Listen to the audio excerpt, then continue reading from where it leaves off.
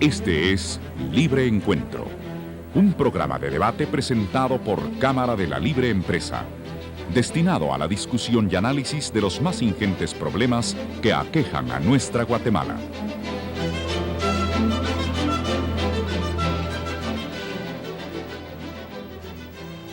Decía un pensador americano que la juventud es la palabra más hermosa del idioma, y para Guatemala, la juventud son más de 7 millones de guatemaltecos. En ellos, esta nación tiene basada la esperanza de un futuro más promisorio que el presente que nos hereda la generación que ha guiado los destinos de esta tierra.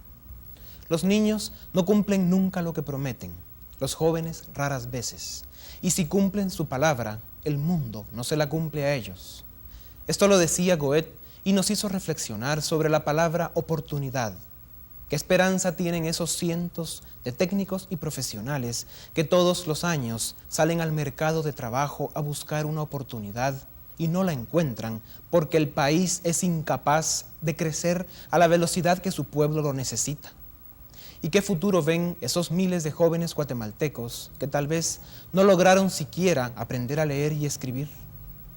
Una nación que ha sido gobernada por muchos años por hombres de dudosísima reputación no puede dar más que una realidad que debe ser cambiada.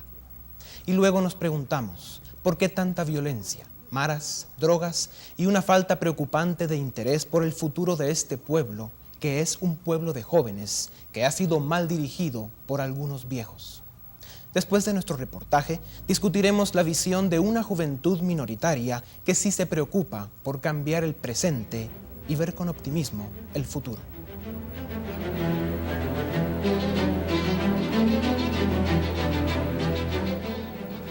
Guatemala es un país de gente joven.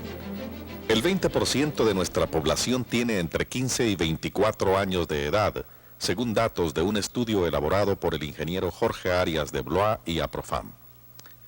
De los 9 millones de guatemaltecos, el 65% tiene menos de 25 años de edad. Los jóvenes que hoy tienen 15 años estarán en edad de votar para las próximas elecciones generales y por su número representan un sector muy importante en términos de votos. La revista Crónica, apoyada en las respuestas dadas por los jóvenes en una encuesta, ha descrito a este grupo poblacional como realista, no solidario, no interesado en el futuro, ni en cambiar Guatemala. Para los jóvenes de las llamadas clases bajas, el soborno no es delito, ni son antiéticos el sexo en grupo o las relaciones sexuales entre hombres. El estudio asegura que a ellos poco les interesa tener una familia estable, ser útiles a la sociedad, elegir una carrera profesional, ni creen en el trabajo como medio para triunfar. En las clases altas domina el conservadurismo, no existe la ambición y se perciben como una juventud unida, solidaria, moralista y despreocupada. Los jóvenes de clase media se ven a sí mismos como una juventud sin prejuicios y floja, pero aspiran al éxito profesional y sueñan con una familia estable. Muy importante para los propósitos de nuestra discusión es que esta juventud cuestiona severamente las instituciones como la Iglesia y el gobierno. No cree que el presidente ni los políticos sean capaces de sacar adelante al país.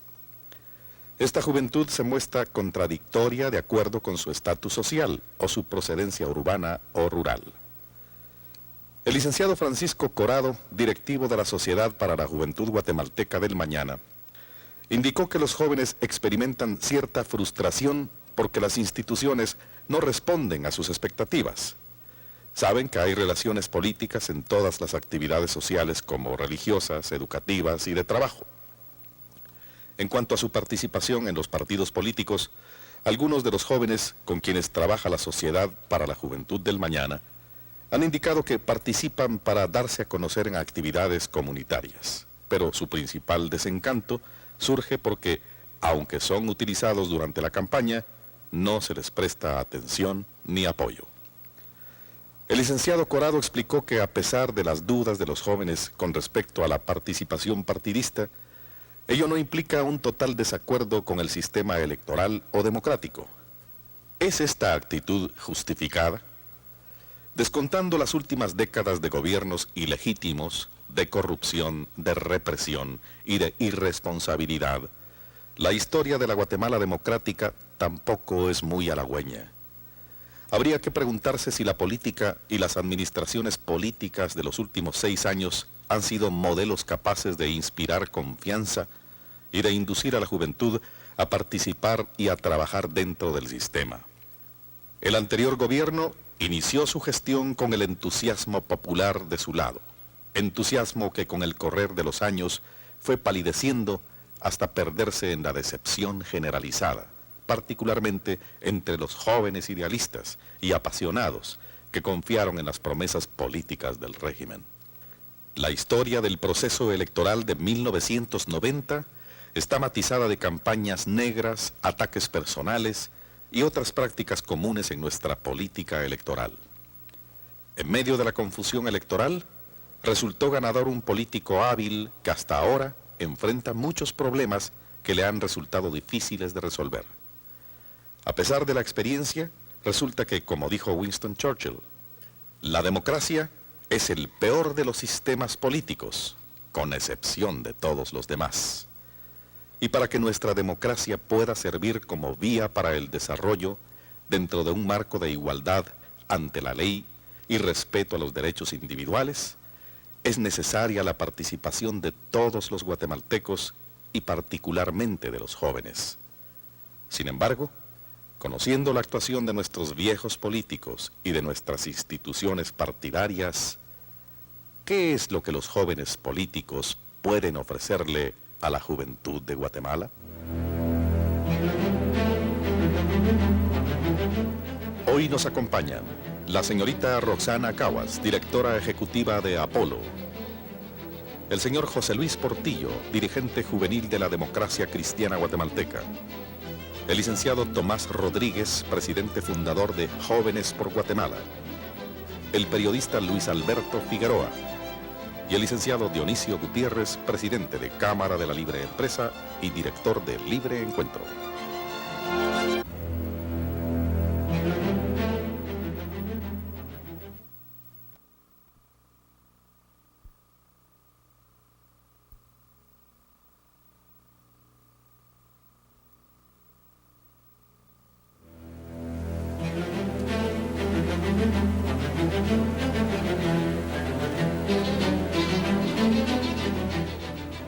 Buenas noches y bienvenidos a Libre Encuentro, con un grupo de jóvenes que se preocupan por el presente y el futuro de Guatemala.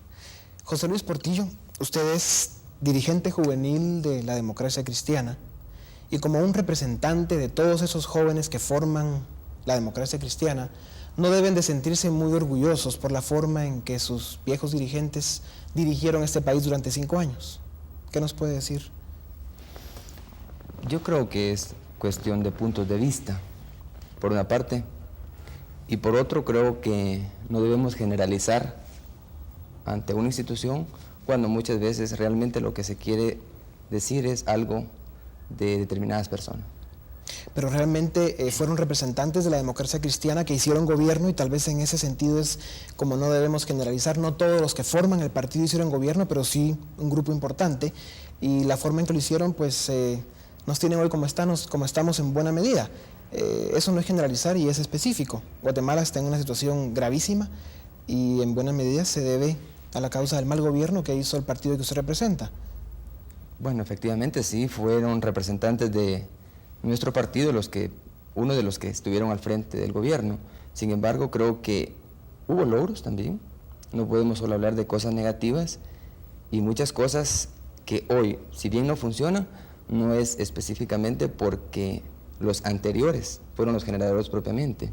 Yo creo que es cuestión de asumir la responsabilidad en un momento determinado. Y precisamente en lo que respecta a asumir la responsabilidad, ¿no cree usted que siendo pues, uno de los jóvenes que está dentro de ese partido, se debieran de sentir más motivados a cambiar lo malo que se hizo dentro del partido, a revisar cuáles fueron los errores, para reencauzar realmente la dirección y los objetivos para los que ese partido fue creado y otra vez regresar a la base, a los principios, a las razones por las que ese partido vive, existe?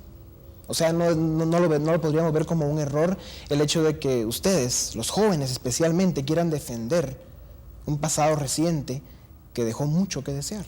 ¿No es un error eso? Yo creo que de hecho nosotros como jóvenes definitivamente, y en alguna medida pues la ciudadanía guatemalteca se dio cuenta de nuestra actitud, y en ese sentido pues esa es nuestra línea de acción. Estamos trabajando en un proceso de reorganización y esperamos que los que gobernemos nuevamente lo hagamos con algunas modificaciones sustanciales y con una orientación de beneficio nacional. O sea, sí reconoce que hay cosas que hay que cambiar dentro de la democracia cristiana. Reconozco.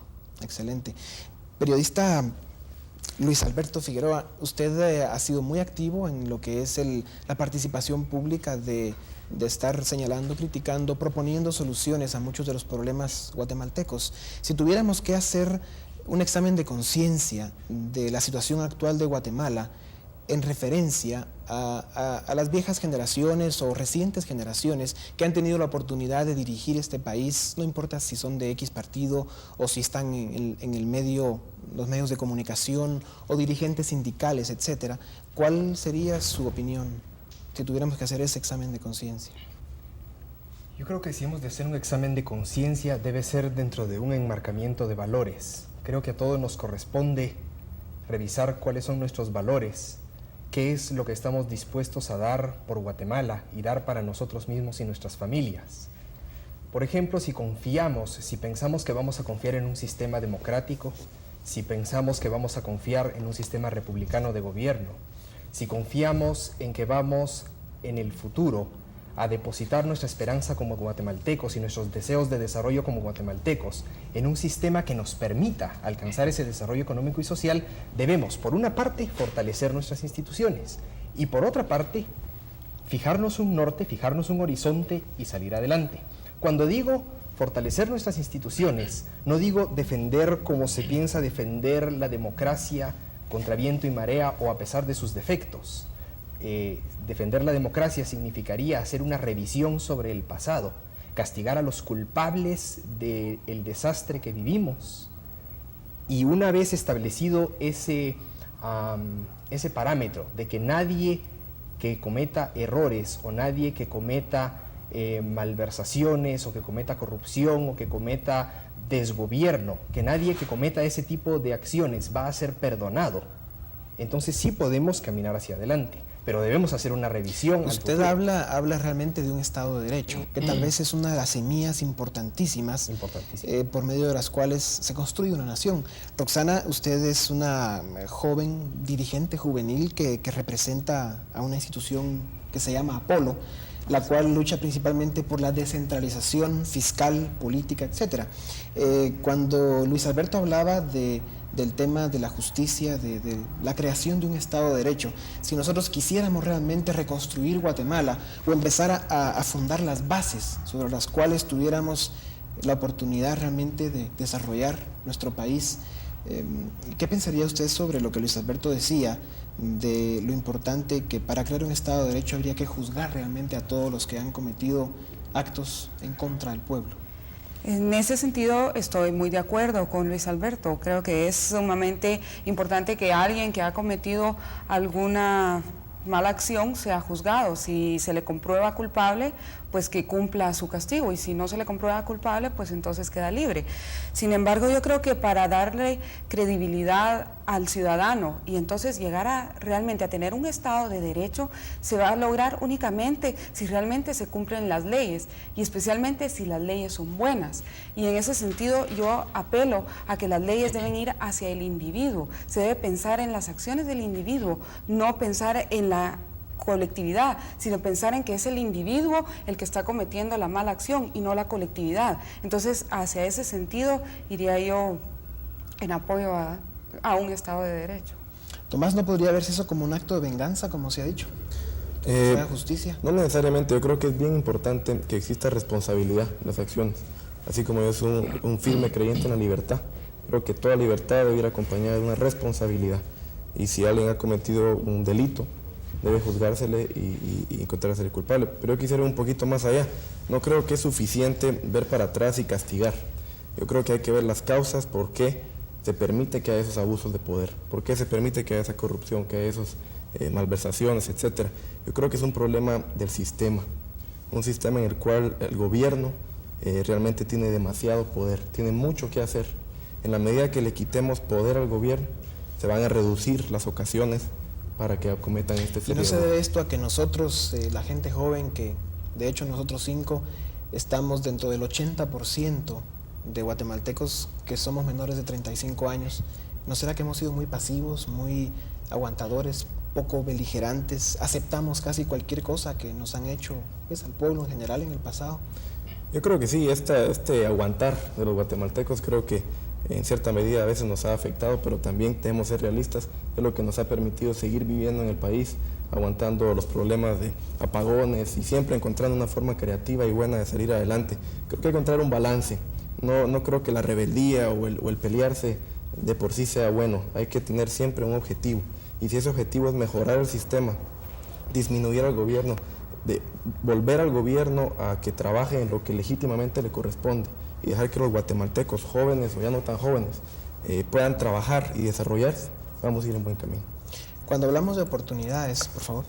No, yo solo quiero decir que efectivamente eso es parte de lo que se persigue la descentralización fiscal y política.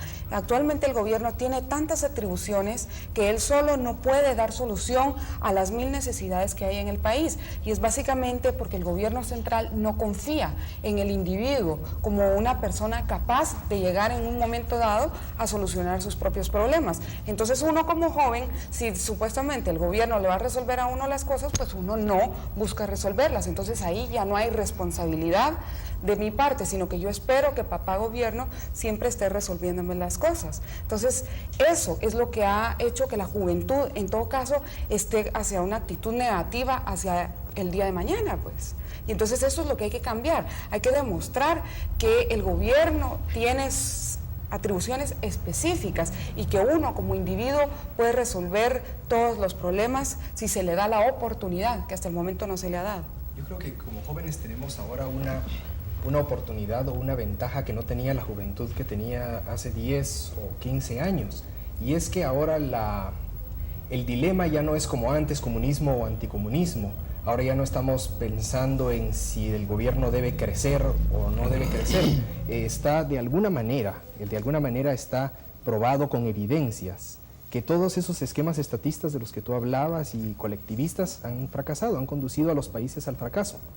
Y en Guatemala, a pesar de lo mal que estamos, no tenemos, digamos, un gobierno gigantesco. Y nuestra opción ya no es achiquitar el gobierno y pelear contra la gente que lo quiere agrandar. Ahora la opción es cuándo empezamos y cómo empezamos a hacer más pequeño el gobierno. Y creo que eso nos da una ventaja sobre las anteriores generaciones, porque nosotros ya tenemos como parte del camino allanado, ya la gente de alguna manera entiende que todos los esquemas esos fracasaron y que a nosotros nos corresponde empezar a construir sobre un camino un poco más allanado, ¿verdad? Yo me pregunto si realmente existe ya esa conciencia, José Luis, como miembro de la democracia cristiana, ¿existe dentro de la democracia cristiana realmente la idea de que el gobierno debe ser más pequeño y que si quitársele poder y dejar que los ciudadanos guatemaltecos puedan trabajar libremente? Yo creo que es interesante abordar el tema. Creo que ahí estamos tocando, sin querer, aspectos sobre la privatización o no privatización, cuando hablamos de empequeñecer al gobierno o agrandarlo. Personalmente, creo que los gobiernos deben ser pequeños, pero fuertes. Creo que es un absurdo pensar en un gobierno pequeño y débil. Actualmente, si hacemos comparaciones de Guatemala ante otros países, no es una administración pública o un gobierno exageradamente grande. De 9.250.000 que somos los guatemaltecos, el personal que trabaja en el gobierno o en el sector público son alrededor de 200.000. Comparado con países latinoamericanos, es pequeño. Sin embargo, somos frágiles, somos débiles. Es un gobierno que no responde a la realidad, no solo por la maraña burocrática, sino por factores fiscales, por ejemplo. No tiene una recaudación adecuada. Ahora, ningún político ha hecho nada por cambiar eso. Y pareciera que ustedes están claros de lo que hay que hacer, pero nadie lo hace. Definitivamente ese es uno de los errores de los políticos que nos han gobernado.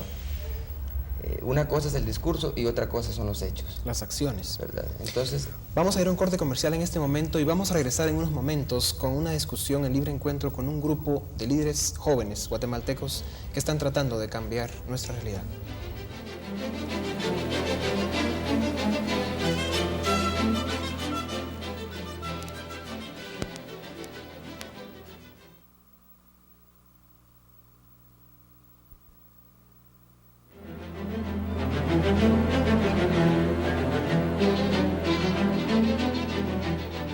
Esta noche en Libre Encuentro, la responsabilidad de la juventud guatemalteca y el futuro.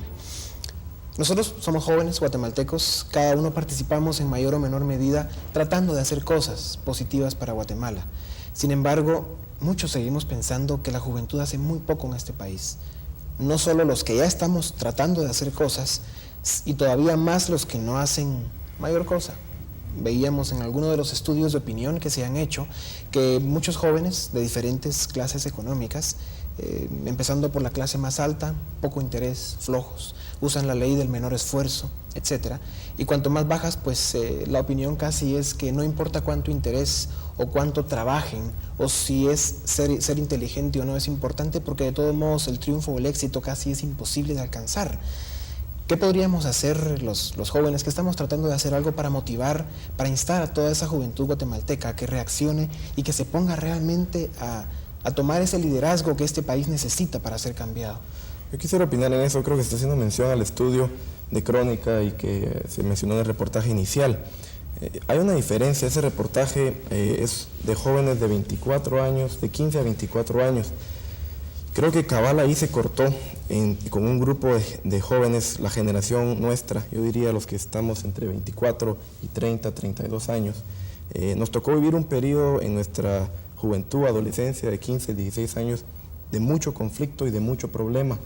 A los 16 años, recuerdo yo, no se podía salir porque habían bombazos, reductos guerrilleros que en la ciudad capital, amenazas de bomba en cines, en fin, una serie de cosas que nos obligaban a cambiar nuestra vida diaria. ¿Y no debería ser esa una razón más fuerte para realmente hacer el esfuerzo? Pues a eso voy. Me parece que la juventud que nos tocó vivir eso, ese segmento de esa edad, nuestra generación, sí estamos mucho más conscientes de la realidad del país y queremos hacer algo por cambiarla. Precisamente porque en esa edad influenciable, de los 16, 17, 18 años, nos tocó vivir cosas muy feas.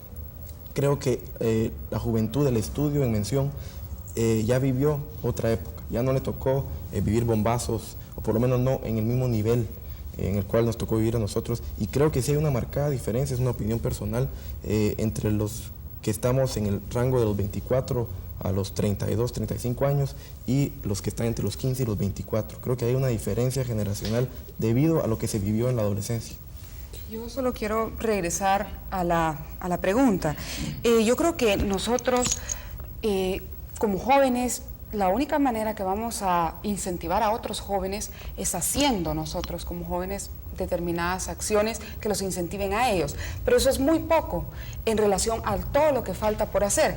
Creo que en este momento entra a fungir parte muy importante de lo que es la descentralización. Este estudio, por ejemplo, al que nos hemos estado refiriendo, fue básicamente realizado con personas jóvenes de la ciudad de Guatemala, pero no se ha tomado en cuenta a ninguno de los jóvenes del interior de la República, que en la mayor medida, me atrevería a apostar que son muchos jóvenes de los que están en esta mara son resultado de la migración del interior hacia la capital, porque se vienen la mayoría pensando que aquí en la capital van a haber mejores niveles de vida, van a tener más oportunidad de trabajo, y el problema se da porque en sus comunidades no encuentran trabajo, no hay ningún incentivo, no se satisfacen ni siquiera las necesidades básicas como luz, agua ni teléfono.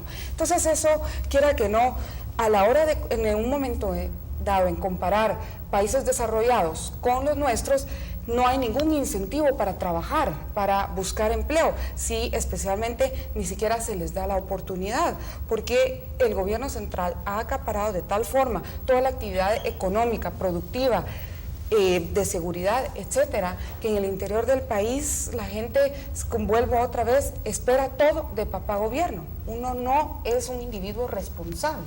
ante las acciones que uno pueda tomar. Ahora, con respecto a la participación, habría que preguntarse si hay una diferencia entre los jóvenes rurales y los jóvenes urbanos. Tal vez José Luis, que tiene experiencia en organización de grupos juveniles, ¿hay alguna diferencia entre la participación política de los jóvenes urbanos y la participación de los jóvenes rurales? Sí, efectivamente hay diferencia por varias razones. Una de ellas es el nivel cultural. Otro elemento es la limitación de oportunidades, que en un lado se marca más. Lo que decía Roxana es efectivamente cierto, la situación en el interior es bien difícil. Esas son algunas de las razones por las cuales la participación no es similar. Pero yo iría un poco más allá. El problema del por qué se participa o el por qué no se participa es complejo. Y obviamente pues lo que estamos diciendo acá tiene razón y concatenación. Lo que tú decías, por ejemplo, hemos vivido como una cultura de violencia, y eso definitivamente ha influido, pero a la vez tú tienes razón, porque eso debe ser un motivo fuerte para que nosotros asumamos la responsabilidad en este momento dado y seamos el ejemplo ante los demás jóvenes. Yo creo que el papel que nosotros en este momento debemos de jugar es motivar para que participen, pero en una forma responsable, porque no se trata de participar por participar, de tal manera que uno sea simplemente un elemento útil hacia alguien o hacia algunas personas. Yo tengo algo que decir en referencia a eso.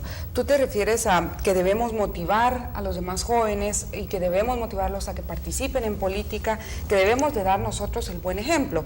Sin embargo, yo eso lo siento un poco ambiguo, porque ¿en qué sentido motivar y cómo motivar y a qué jóvenes motivar? Si nosotros no sabemos, bueno, quién sí y quién no está motivado. Yo creo que hay que ir todavía un poco más profundo y ver las raíces del problema.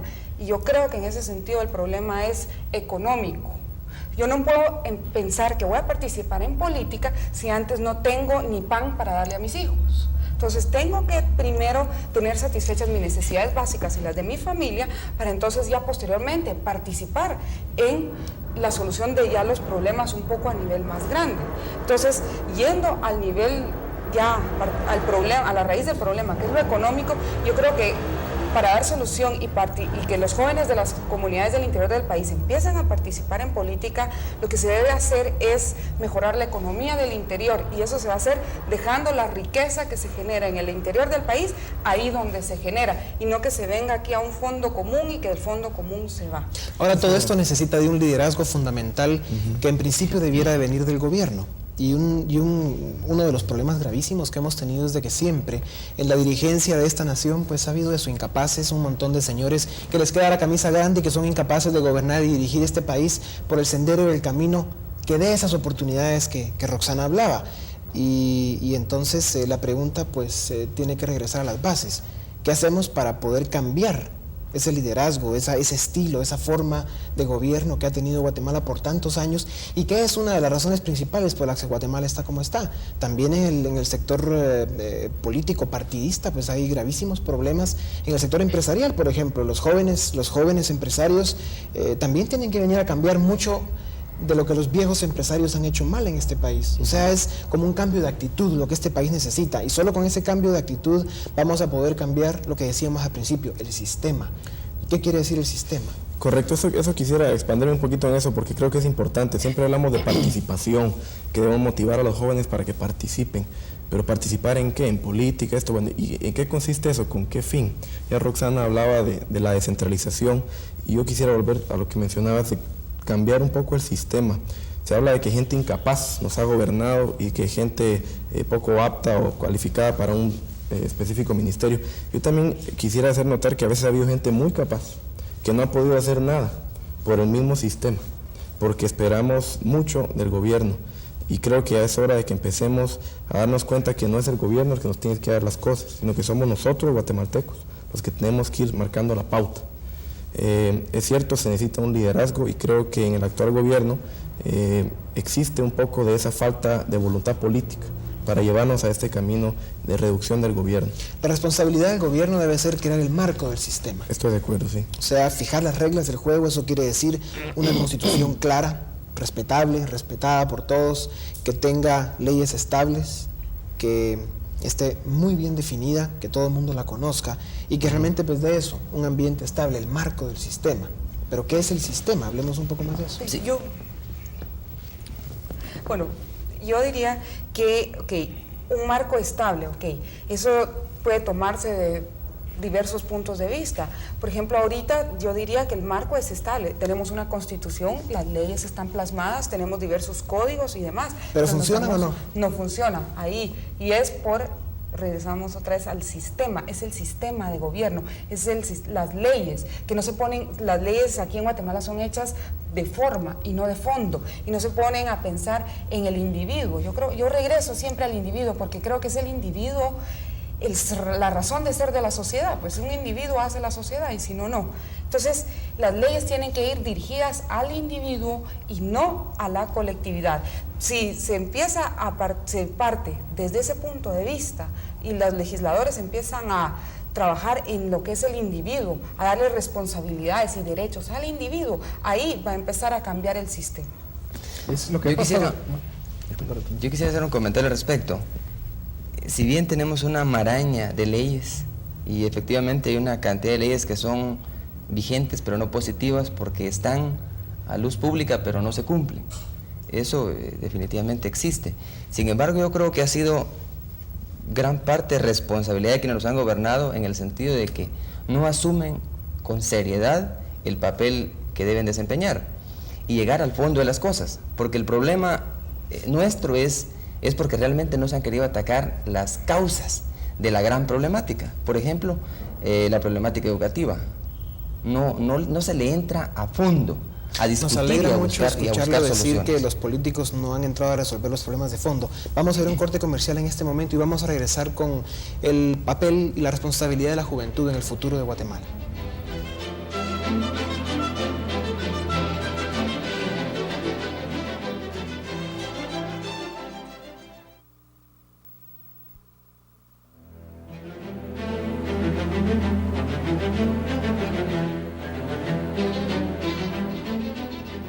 Continuamos en Libre Encuentro con la responsabilidad de la juventud en el futuro de Guatemala.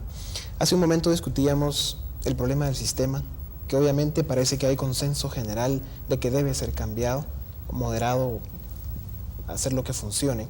Y esto me trae un poco a motivarlos a que discutamos un poco de eso, del sistema. Y en referencia al sistema, que hablemos un poco de la libertad. Los países que han tenido éxito en el mundo económico, social y que realmente han progresado, pues han tenido eso como base, la libertad, libertad de expresión, libertad de empresa, han tenido justicia, un Estado de Derecho. Y eso lo que da como sistema es una oportunidad para todos sus ciudadanos a que realmente puedan desarrollarse. ¿Qué podemos hablar de lo que es la libertad en Guatemala dentro del contexto global? Aquí siento que el problema es que hemos creado, y esto no es solo válido para Guatemala, sino para muchísimos países, hemos creado un sistema de gobierno de grupos de presión. Resulta que aquí tiene más derechos y tiene más privilegios y tiene más ventajas el que tiene el grupo más fuerte y el que tiene el grupo que más ruido hace. Y entonces se va convirtiendo en sectores de sociedad y cada sector, cada grupo empieza a creer que el gobierno le tiene que dar su pedazo de pastel y su tajada de poder, su tajada de privilegios. Ese es el sistema que tenemos que eliminar y ir a un sistema más individualista, más diseñado al individuo y no a los grupos ni a la colectividad, como es el que plantea Roxana. En ese sentido es donde cabe el concepto de libertad. Si hablamos de libertad individual, en la que el hombre sea capaz de desarrollarse a sí mismo con un fin propio de él y no en servicio del Estado o en servicio de la clase o en servicio de la sociedad, creo que ahí iríamos hacia un sistema un poco más justo para el desarrollo de cada individuo y por supuesto el desarrollo de la sociedad en general. Por ejemplo, de la democracia cristiana, José Luis, ¿qué podría esperar Guatemala en función a ese concepto tan importante que es la libertad? El darse cuenta que no es un Estado paternalista que se meta a controlar la economía, que use el poder como un medio, una oportunidad de enriquecimiento ilícito para simplemente ir a vivir unos años contento y feliz, sino que realmente se vaya con un concepto, todos los partidos políticos, no solo la democracia cristiana, con un concepto más responsable, que vayan específicamente con el objetivo de crear un sistema, de dar un sistema, de enmarcar un sistema en función de que sea el pueblo el que tenga la oportunidad de desarrollarse.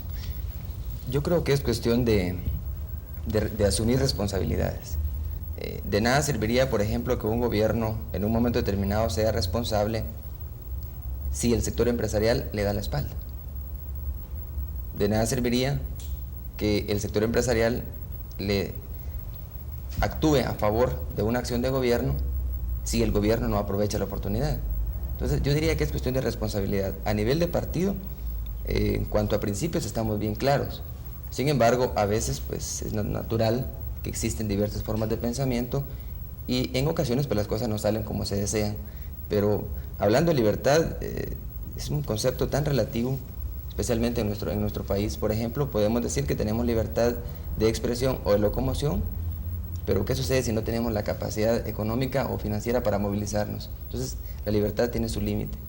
Creo que ahí tengo una objeción que es importante, ¿verdad? Libertad no significa poder hacer. Es decir, el que yo no tenga alas para volar no quiere decir que no sea libre para volar. O el que yo no tenga dinero para irme a Europa mañana mismo no quiere decir que yo no sea libre en mi locomoción.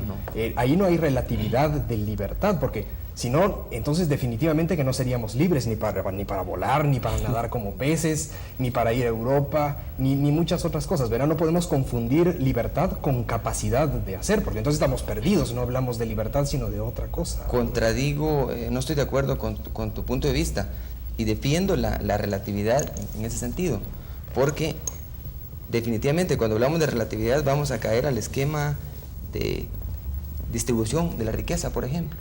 No podemos hablar, por ejemplo, que en la costa sur, que es una zona tan rica, hay una libertad absoluta, porque dentro de esa riqueza hay una cantidad de pobreza. Entonces, yo creo que es cuestión de equilibrio y de justicia social.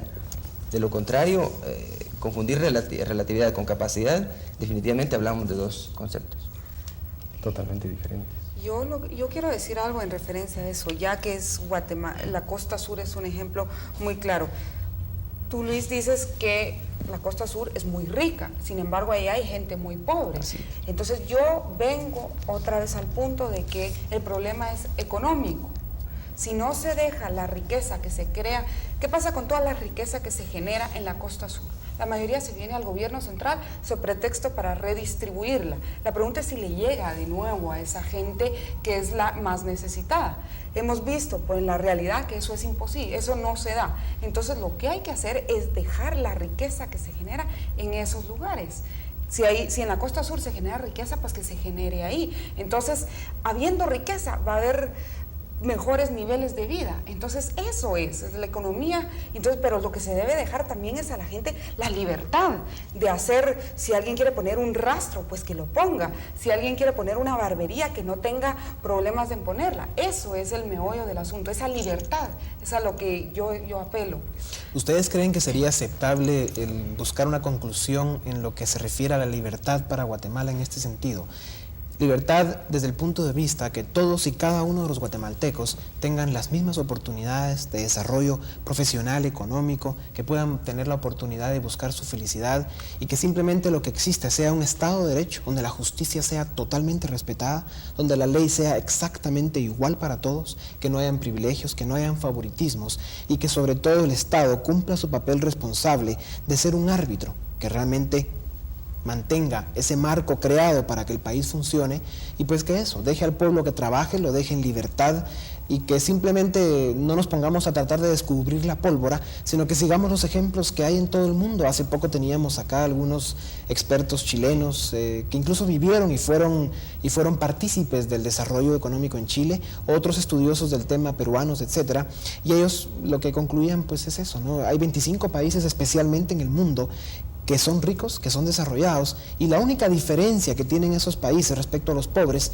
es de que dieron eso, un sistema enmarcado en libertad, en Estado de Derecho, en justicia, en oportunidad igual para todos. Estoy de acuerdo con eso, perdón, y quisiera volver al ejemplo que se mencionó antes al hablar del tamaño del Estado, del gobierno, y se mencionaba que si nos comparamos con países latinoamericanos, estamos bien, no somos tan grandes en relación a la población.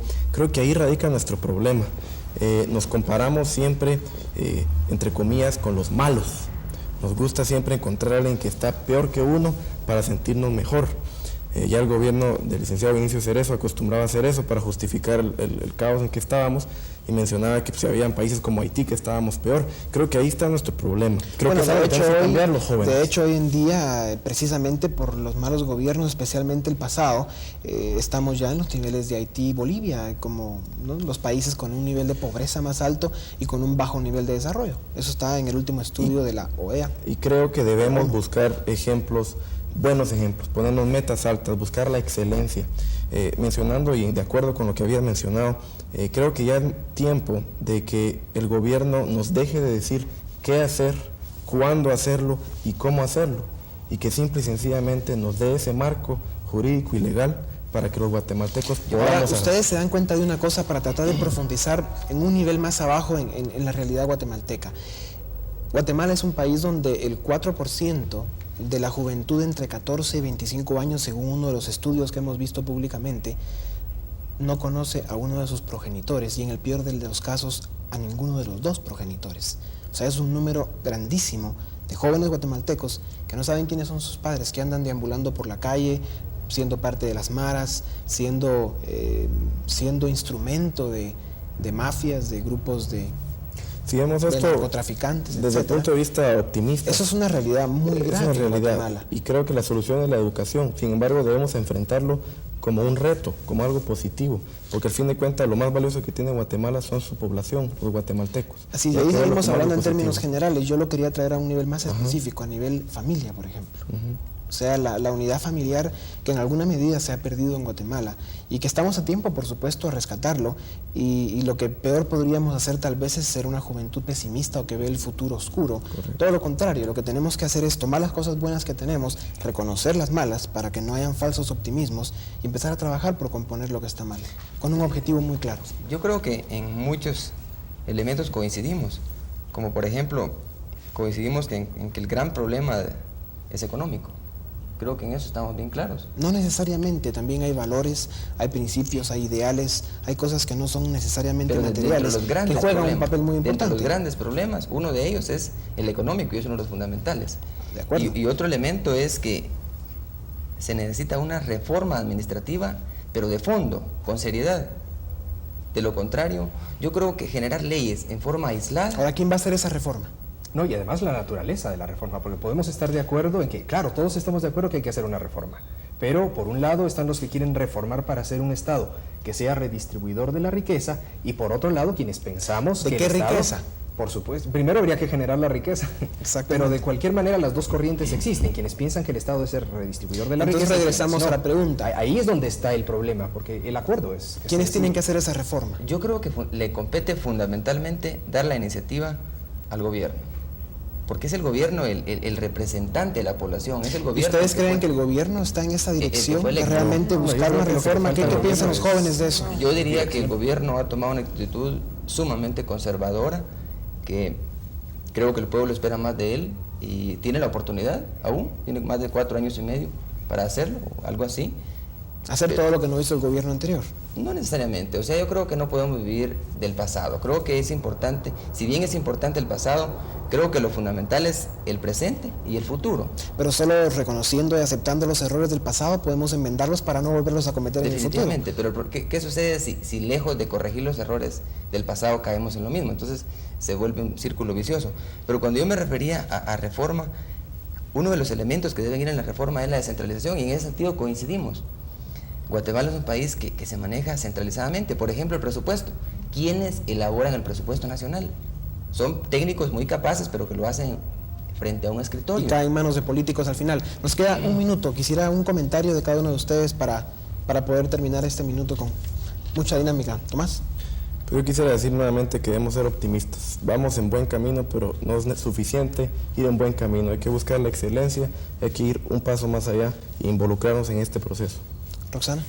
Yo considero que los jóvenes que estamos participando, los que tenemos la oportunidad de estar en la universidad, de tener un cierto nivel académico, de tener hasta cierta forma un mejor nivel de vida, debemos trabajar y ser nosotros los que presionamos para que estas reformas se vayan llevando a cabo, porque si no vamos a seguir como estamos hasta la fecha. Yo creo que para cambiar Guatemala los diferentes sectores tienen que asumir seriamente su papel. Luis Alberto. Y yo diría también un mensaje optimista, porque estamos en un momento histórico en el mundo en que la libertad está de nuestro lado, en que las cosas están a nuestro favor, y entonces aprovecharlo y que todos participemos. Aquí, por ejemplo, hay un político, alguien comprometido con la descentralización, otro muchacho que trabaja con jóvenes, periodista, en fin. Hay muchas opciones, y entonces aprovechémoslas y salgamos adelante. Eso quiere decir que los instrumentos o las herramientas para desarrollarnos están ahí. Lo que tenemos que hacer es tomarlas y empezar a trabajar. Quiero agradecerles su presencia esta noche en Libre Encuentro y regresamos con un comentario final de nuestro programa.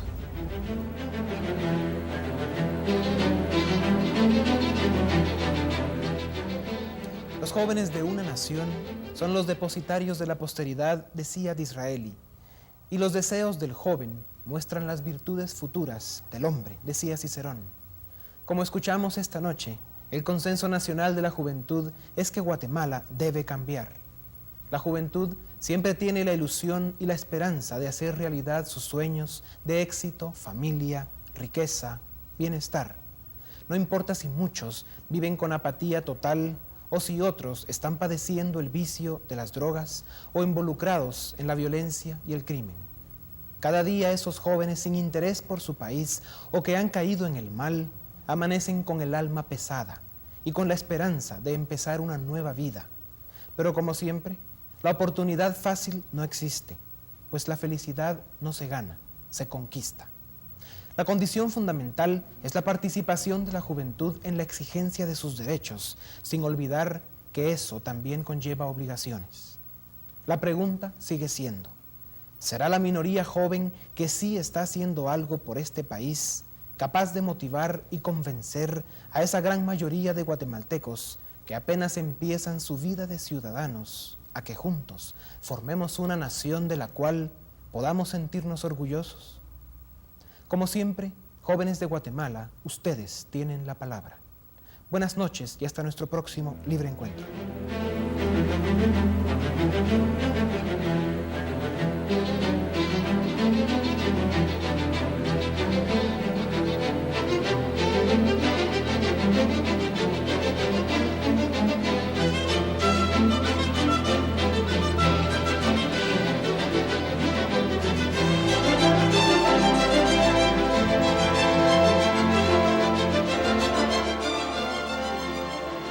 Este fue Libre Encuentro, una presentación de Cámara de la Libre Empresa. Gracias por su atención.